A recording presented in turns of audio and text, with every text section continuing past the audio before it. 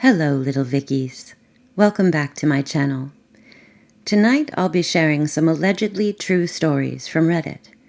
If you like what you hear, please subscribe, hit the like button, and turn the notification bell on so you can be notified every time a new video uploads. If you have a suggestion, please feel free to leave a comment. If you have a story of your own you'd like to share and possibly have read on the channel, send it to veronica45stories@gmail.com. Link is also in the description. Now it's time to relax and get on with the stories. When I was 7 years old, my family took a drive from San Diego to Julian, a tourist country town, on a rainy day we now call Black Sunday. It was me, 7, my brother, 11, my mom, and my dad, and we were in an old Volkswagen Westfalia pop-top camper van. My dad was driving, and my mom was in the passenger seat, where the seatbelt was broken. It was raining hard, and my brother and I were fighting in the back seat, so my mother urged us to come up to the front, where I sat on my mother's lap, and my brother sat in the center console bench.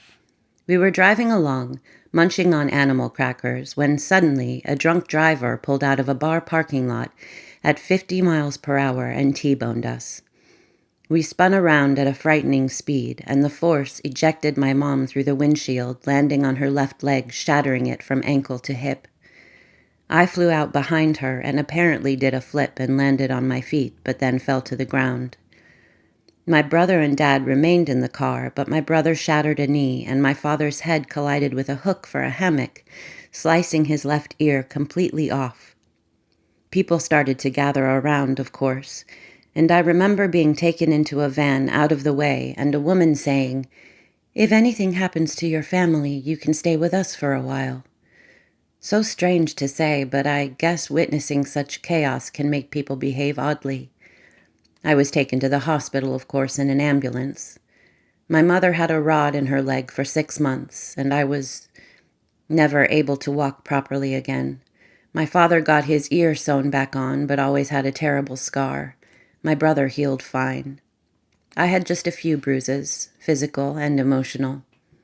Julian is a mountain town with a lot of sheer drops down cliff sides with mainly rickety metal barriers to protect things from falling off.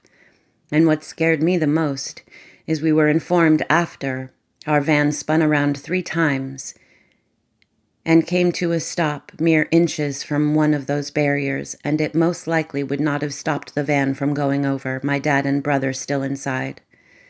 It makes me feel like every day is a gift when I think about it, and I thank God for the little miracles. As an internal medicine physician, I deal with all types of diseases and human conditions. Now, I have done this job, and medicine has been my calling for more than 15 years, so I can easily say that at this point in my career, I'm able to identify patterns in patients and experiences and see some commonalities. Well, these commonalities also expand to the realm of the arcane and unknown. There's a common experience that is, shall we say, odd in its reproducibility and parallel nature from patient to patient. I'm talking about patients coming in for restless nights, poor sleep quality, and headaches that undoubtedly get a later diagnosis of sleep apnea from me after the pertinent sleep study. Now here's the interesting part. Almost all these patients have an issue with hyper-real dreams that can range from astral projection type of experiences hovering above their bodies, and in some instances encounters with family members that have passed on, or encounters with beings as well. The diagnosis here is straightforward. Obstructive sleep apnea is the most common sleep-related breathing disorder. It causes you to repeatedly stop and start breathing while you sleep. There are several types of sleep apnea, but the most common is obstructive sleep apnea. This type of apnea occurs when your throat muscles intermittently relax and block your airway during sleep. A noticeable sign of obstructive sleep apnea is snoring. When you stop breathing, your oxygen level drops drastically for short periods of time, and this jerks your physiology into a panic and wakes you up to rescue you from your impending oxygenless doom. But when your oxygen is critically low, you can say that you are dangerously close to the threshold between life and death, in essence, a near-death experience on your favorite pillow. So the next time you see your loved one in a dream, you astral project or have a wildly realistic dream, you could have had a brush with the Grim Reaper without knowing it. Sweet dreams, Redditors. I'm currently 21 years old, and this happened to me about 6 years ago when I was about 15. I live in a relatively small town where everyone knows everyone. For reference, there were about 120 kids in my graduating class in high school. The town is so small that there's not a lot of ground to cover, so it wasn't unusual for parents to let their teenagers wander around outside with their friends. My friend came from a different town to my house because we were going to see my school's musical theater later that night. We decided to go wander around outside until it was time to go. She was from a different town, so she was unfamiliar with the area. I suggested we go down to my local train tracks because there's this cool cliff/overpass type thing where you can sit and watch the river. I had been to the train tracks with my friends many times before, and people my age used to hang out there all the time. This was sometime in early March, so it was still quite cold where I lived. Even though it was chilly, I remember distinctly that I wore flip-flops for some reason. The train tracks intersected a street in my town which was quite close to my house, so this is where we entered the tracks. We were walking and spotted a middle-aged man who was alone on the phone. We thought nothing of it and kept walking. We made it to the overpass and were sitting there just hanging out when we noticed the man we had passed earlier was slowly inching closer and closer. We both noticed this but decided not to panic since it's possible he was just slowly making his way down the tracks. Maybe 5 minutes had passed and the man was getting increasingly closer to us. At this point, we noticed he's getting closer to us at an alarming rate. He's not continuously in motion. It's more like we notice him standing still doing whatever, and then a minute later he's standing still even closer to us than he was prior. Now he's close enough where we can clearly make him out. He's within earshot and could easily get to us if that was his goal. My friend and I are starting to get nervous. We're 2 teenage girls in the middle of essentially the woods with no one around us other than this creepy man. I've watched a lot of investigation Discovery in my day, so I think it's best to just try to promptly make my way out of there without creating chaos. I decide it would be a good idea to pull out my phone and pretend to talk to my mother as we begin walking back to the main road. My friend and I are calmly walking down the tracks while I have the phone up to my ear. I'm saying things like, "Yeah, we're at the tracks, we're on our way home," just making shit up so this guy thinks my mom is aware of my exact location.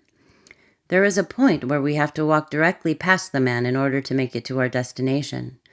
It's at this point where he opens his mouth and says clear as day, "I know you're not on the phone." At this point, my fight or flight kicks in and I'm terrified. Up until this moment, the creepy man had not directly said or done anything to make us think he was a direct threat. The situation was uncomfortable enough that my friend and I thought we better head out. When the man said these words to me, I quickly realized that the perceived threat was both real and dangerous. As soon as my brain registered what he said, my friend and I both ran for our lives. I was never one to enjoy physical activity, let alone running, but I could have won an Olympic medal that day. I ran so fast that my flip-flop broke and I ended up running barefoot on the gravel that lined the tracks.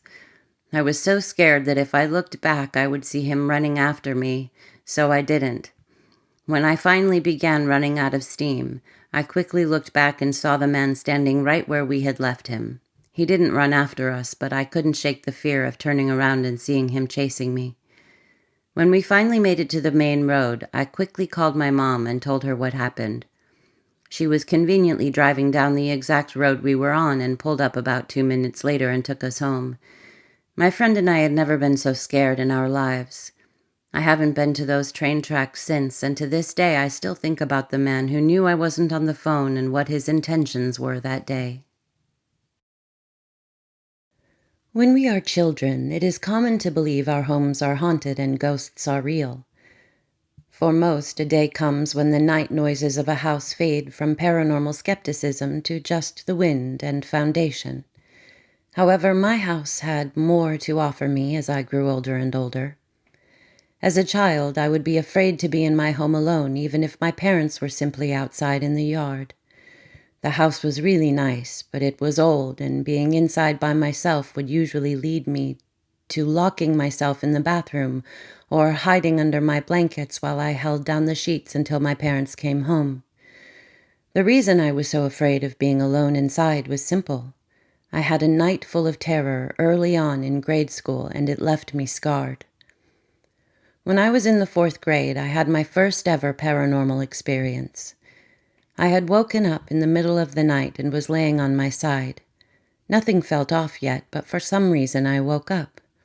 We have all tossed and turned in our beds, and that is exactly what I went to do when I locked my eyes on the scariest thing I had ever seen.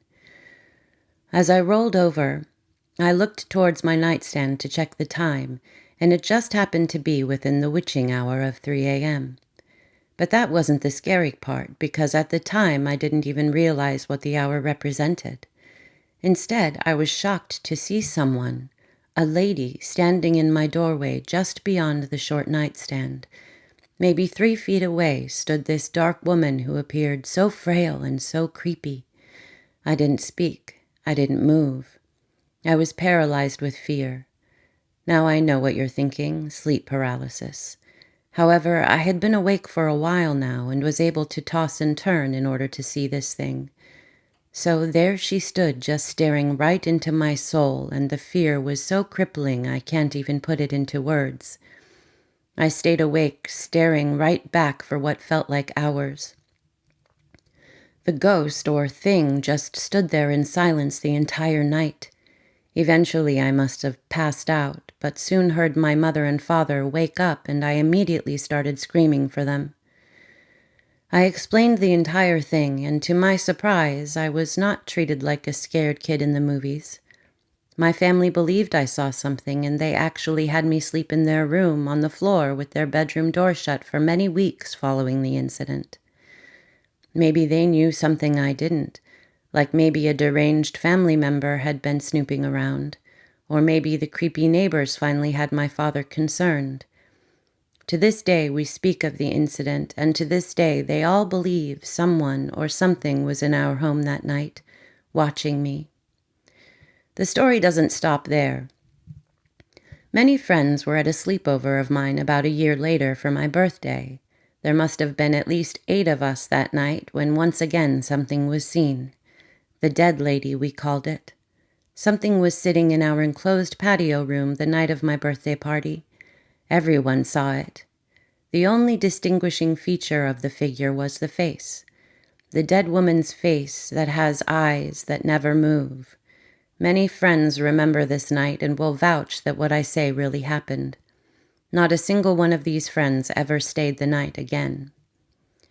As I got older, I felt way more secure in the house. I was a big guy in high school and played football, so with my big head at that age, I wasn't really scared of anyone, even if I should have been. However, something sinister came back to our home to play with me my senior year. I'm 18 at this point and know when I'm tripping or if something is real. So one night, as I go to sleep around midnight, I lay on my stomach and shut off my TV. With my legs spread just a bit, I feel something sit between them. You know how the sheets would be pulled tight if something were set between your legs? That's what happened. I wasn't even asleep yet when this happened. It was as if as soon as I turned my back, this thing showed up to scare. This happened many, many nights, and I complained to my parents about it so much that my father wouldn't let me sleep with my door closed anymore and kept the hallway lights on. With tensions high, because several nights in a row this happened, I was happy to finally fall asleep one night with no bedmates. However, I woke up. I woke up and was still on my stomach and comfortable, so I tried to sleep again before being disturbed by something. This time I saw nothing. Instead, something whispered my name right into my ear. Crippled again with fear, I made a fist with my hands and prepared to jump up and fight, but I simply couldn't. After a minute or so, I was able to gain my adrenaline, and I literally went from laying down to standing on my bed with my fist up. I literally yelled, "Let's go!" as if it was time to fight. It was around 4 a.m., and I decided to stay awake till school started since it was close to 7 a.m. already. With my home still being troublesome for my sanity, another incident occurs. This is around the same time period, and I'm still in school. I came home with my girlfriend at the time, and for whatever reason, we were in a huge argument. We were sitting in my bed talking about it when my girlfriend went wide-eyed and pointed to my wall behind me in fear. "A shadow just walked across your wall." She sounded so frightened, and our argument was instantly done. After I told her about the house's story and history, she told me that her and her family have had many paranormal experiences as well. I always had a feeling that maybe we were arguing because whatever shadow figure was there caused negative energy to manifest. This would make sense for the earlier years in the house as well, when my parents split up for a short period. There was lots of yelling and arguing, and that's when the most paranormal things happened. Maybe we attracted them, or maybe they leached onto us. The last paranormal experience is the scariest. This one had me at about 20 to 23 years old and home alone on a beautiful sunny afternoon. At this point, I'm 6 foot, 200 pounds, and work at a car shop, so while it may sound cocky, I felt very strong and powerful, especially in my locked home. But this day, something ran my big self out. I was on Xbox in my room and wanted a snack, so I went to make 2 bean burritos with leftovers from the night before. Both of my cats were on the kitchen floor in front of the fridge, as usual, as I made my food. That's when it happened. So fast. As I lay my plate down on the counter, I see and hear it. We have 2 steps leading down into our living room, and the first thing I hear is those steps being stomped on. Then I see an all-black, enormous figure running up the steps and down my hall. I'm in shock. My cats have their ears back and are watching the hall too. I'm shirtless, shoeless, and my cell phone is in my room down the hall. Even the shotgun is down that hall. I was so scared I knew it was time to bail. I mean, this thing was tall and big and all black. If you ever read paranormal stuff, the black figures are usually demonic or bad, and with my experience, I was scared. A big grown man, scared as a cat. I play it off like I saw nothing. I was so scared that I literally act like I'm unfazed and say, these burritos are gonna be great. Then I ran for my back door so fast. I hit my garage door opener and held the doorknob shut as tight as I could until the garage opened and I ran out to my driveway. What was I supposed to do now? If I go to my neighbors shirtless with a scary tale, I will be the neighborhood loony. So I waited. Finally, my father showed up from work, and I explained to him the story. I even said, to be honest, it could be an actual break-in, so we went in big and bad as usual, and nothing was found. We checked everything from the attic to the fireplace flue for intrusions, which meant either I was crazy or another paranormal phenomenon took place. This one was different. I mean, I saw this thing, watched it move fast, and heard it. The cats were even fazed a little by this. The thing that gets really scary is my mother soon after, and I mean like 2 weeks after, is home alone while my father and I go watch some dirt track racing. She texts us and asked if we are coming home yet, and we say yes. Then she sent the text to our group chat saying she's scared. I call her while my father drives, and she explains that she's safe and hanging out in the garage, which was normal. However, she says she saw what I saw. I am so shocked at this point. She described it as big and all black with an all-black cloak hanging off its back. Now, I don't know about you, but this thing doesn't sound like Superman. My father now denies the happenings in their home, and I have luckily moved out and have been safe from such experiences since. My mother tells me often of things she hears when home alone, and that she has heard doors slam when inside all alone. The last tale of the house includes my mother, but not really. I was on Xbox and I heard a door slam. It was late and I figured she was home from work. I heard the door, then I heard the usual bags being placed down on the table. Then I heard the footsteps of my mother and her exact voice yell out, "Hey, I'm home," so I shouted back, "Okay." I had friends on Xbox Live at the time, and even they heard the conversation. So about an hour went by, and I go out of my room to see what's going on that night when I find that my mother has left. I say that because her bags aren't on the table and I'm home alone with all the lights off. I call my mom. I ask where she had to go. Her response left me cold. "I'm just now coming home from work." Home from work. When I was a kid, I think I walked in on an old church sanctuary full of ghosts. It was during an evening Christmas production at an older Catholic church in the city. During intermission, my mom and I explored the church a little, and finding a staircase at the back leading up, we climbed it. At the top, there was a sort of landing where I vividly remember seeing it used as a storage for old desks and stuff. There was a light on above the stairs, and the rest of that floor was dark. There was an open doorway across the landing from the top of the stairs, and the light shone through it into an older secondary sanctuary. You know when it's light enough so that you can see shapes and texture, but too dark to see color? I walked into the blue-lit sanctuary, down the center aisle, to the stage at the front. Then I turned around and noticed, to my awkwardness, that I am not alone. As I look back at the front few rows of pews, I see blue figures of people sitting in the pews just looking at me.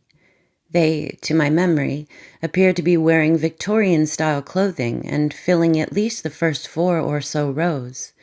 I remember most vividly a little girl sitting in the front row amongst the rest of the silent congregation.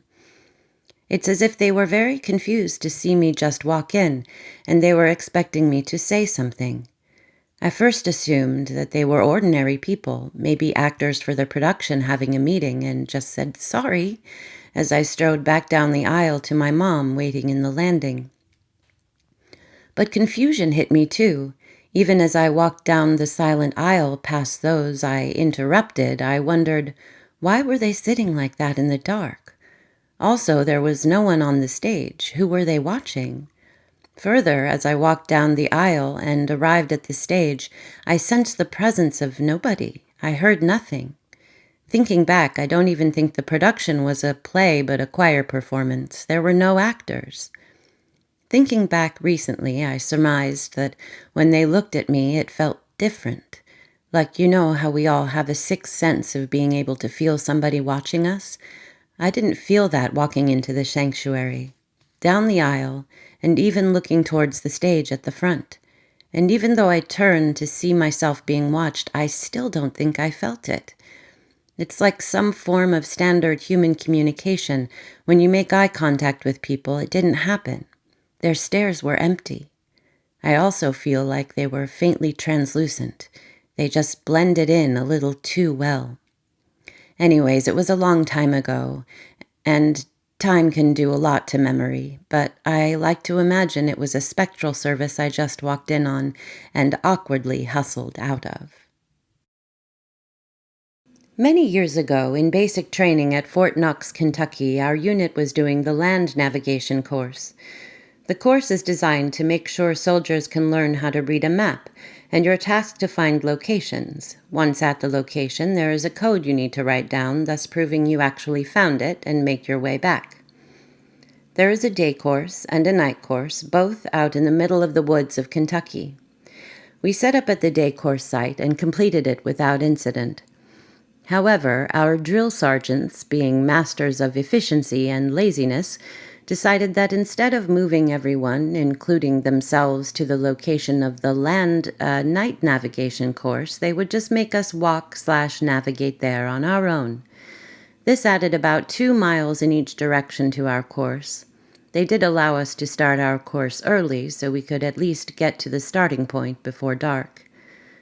We were paired up in teams of 2, so me and my battle buddy, BB, planned out our route. One location was in the middle of nowhere in the woods, and the other was a far distance away but was along a dirt road. Knowing that if we moved quickly we'd still have sunset light to work with, we went to the middle of nowhere location first, as it would be the hardest to find, whereas the one along a road next to a cemetery we figured would be easy to locate even without any light.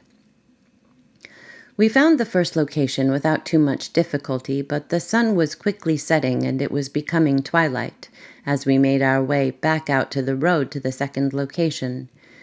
By the time we made it to the cemetery, it was pitch black out and the sun had already set.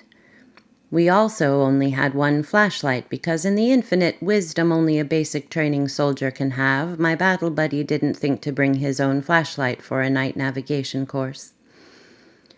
We ended up circling around this entire Civil War-era cemetery before we finally found the location marker. We wrote down the code we needed and began a very long walk back to the day navigation site. Luckily, it was a straight shot down road, so we didn't need to worry about getting lost or trying to get through thick woods at night. However, only a mile about down the road, I began to get this feeling that something was following us. I looked behind us but saw nothing. The further we walked, the stronger the feelings got, as if it was slowly getting closer and closer to us. I asked my battle buddy if he felt anything, but he just gave me this confused look and began to get very annoyed as I'd turn around and point the only flashlight behind us rather than keeping it ahead of us.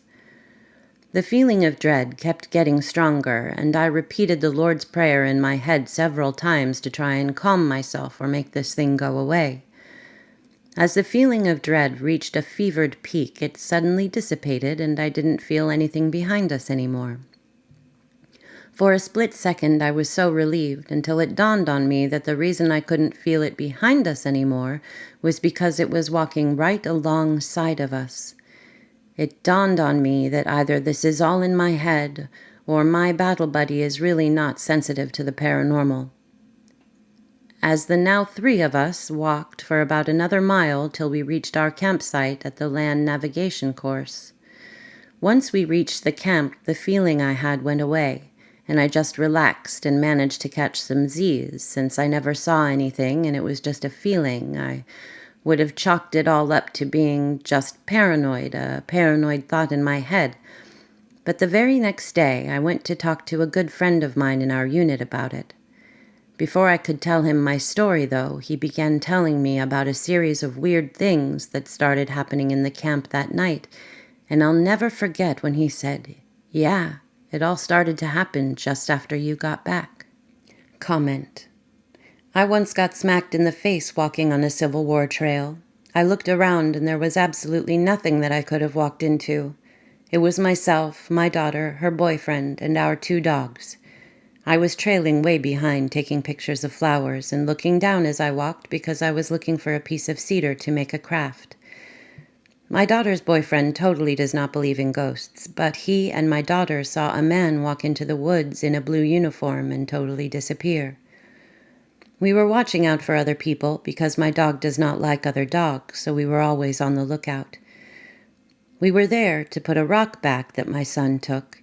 He liked it, but after taking it home, he and his wife, another non-believer, saw a man in uniform walking around their house. They mailed the rock back to me and asked me to put it back, which I did, but couldn't remember its exact location, somewhere on the unfinished railroad. This is not the scariest story, but it definitely creeped me out. For background, I'm a 20-year-old female. I matched with this guy on Tinder a while back. His name was Nick, and he seemed pretty cool, so I gave him my Snapchat. We talked a little, but it died out quickly. I didn't tell him the exact town I lived in, but the city about 10 minutes away because it's decent-sized and has a big population of people, and I figured he wouldn't be able to find me just by knowing that bit of information. A few weeks ago, he started messaging me, and we made small talk. Everything seemed normal for a while up until New Year's Eve. The day before, he messaged me saying he was going to be in the area, the city I told him I was from, and asked if I wanted to meet for lunch. I told him possibly, and I would let him know. The next night, I had a New Year's Eve party with a small group of my friends. I spent most of the day getting ready and was not looking at my phone. Around 7:30, I finally looked at Snapchat and saw that Nick had not only messaged me, but also called me. "Hey, I'm in," insert name of city. I responded telling him I was sorry, I just saw his message. He opened it within minutes and totally freaked out. He said something along the lines of, "Just to let you know, I'm really not interested in someone who can't even answer the phone when I drove 6 hours just to see her." I looked at it in disbelief, and for a second I thought he was joking. I responded by asking him what he was talking about and that he didn't drive 6 hours just to see me. He said that we had plans, and why else would he have driven up here? I was confused because we never had plans. He told me that he was going to be in the area, which made me think he was here for work or to visit a friend.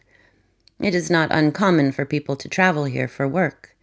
I explained this to him and told him we did not have plans and that I didn't ask him to drive all that way for me. He told me he sat around for 2 hours waiting for me and bought me flowers. Again, I was confused because we never planned a time or place to meet and had never confirmed plans. You don't make plans by just telling someone you are going to be in the area. I apologized, but told him again that we never had plans.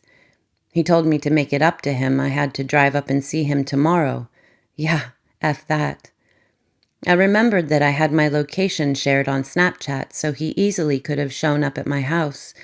I turned off my location, but kept him on Snapchat in case he tries to show up at my house. Luckily, I have not heard from him since. My dad is a retired police officer and has a gun, and I'm not afraid to use it. So Tinder creep who drove 6 hours for me, let's not meet. I just recently moved to a new apartment 3 weeks ago. I've never felt anything at all in my old apartment. From the very first day I moved into my new apartment, I felt a very negative feeling in the upstairs bedroom and little walkway near the bathroom. I don't feel as if I'm being watched, but I feel as if someone is going to pop up. When I'm in the bedroom, I stare at the walk-in closet that's strangely built. It had a door, but it's off, and the bedroom has a super heavy-duty lock that was screwed on to the outside of the bedroom. I always feel super scared and anxious going upstairs, as if someone is right around the corner. I don't feel that way when I'm downstairs. There's sometimes I even catch myself muting my TV just to hear if someone is upstairs. I have a very intense feeling like someone is upstairs. It's very scary and gives me anxiety. Last week I got this sudden blue episode where I was so sad, unmotivated to shower or clean. All I did was just cry. I even got my first panic attack in 11 months. I always get triggered to having a panic attack. This time it came out of nowhere. I've never felt this way before. I'm always happy.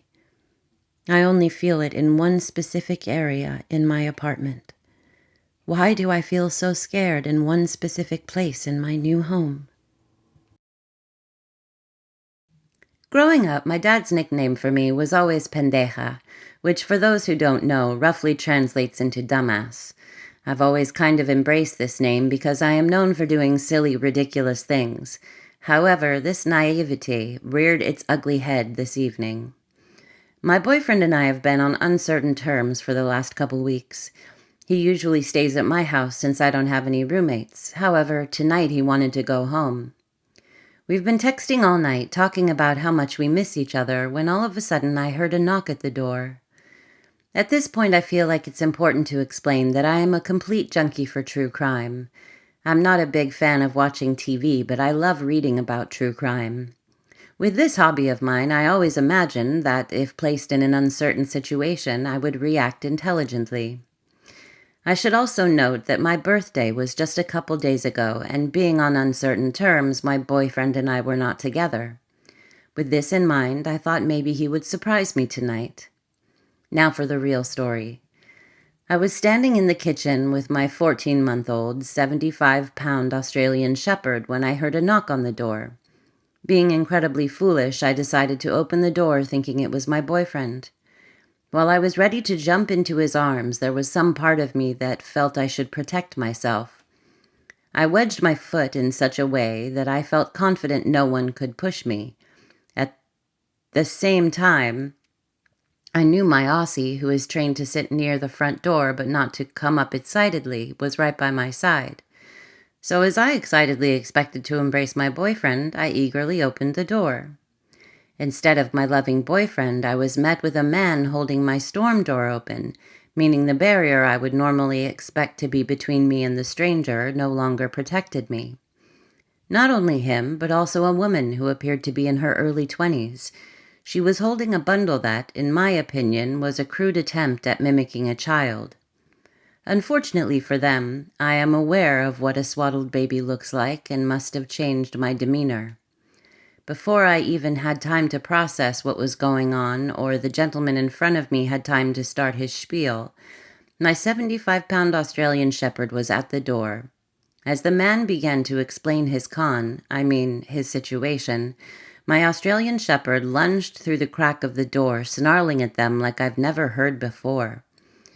Now, I've always known my dog was a protector. We have spent lots of time camping in locations where he was able to hear people off in the distance.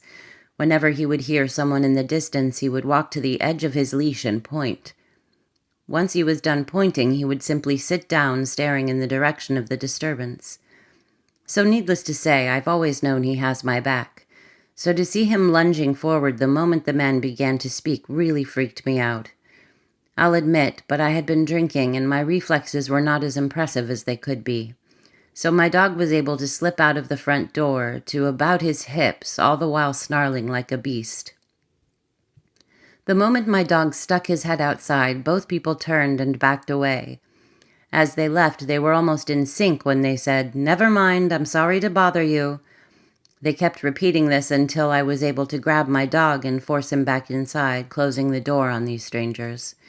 I genuinely feel like I fell for something dangerous, and if it wasn't for my dog looking out for me, who knows what would have happened. Anyways, keep an eye out for weird people knocking on your door after dark, and please be smarter than I was. Hello again, little Vickies. Thanks for listening. Remember to hit the like button and subscribe with the notification bell on. If you have a story of your own you'd like to share and possibly have read on the channel, send it to me at veronica45stories@gmail.com. Link is also in the description. Until next time, be good.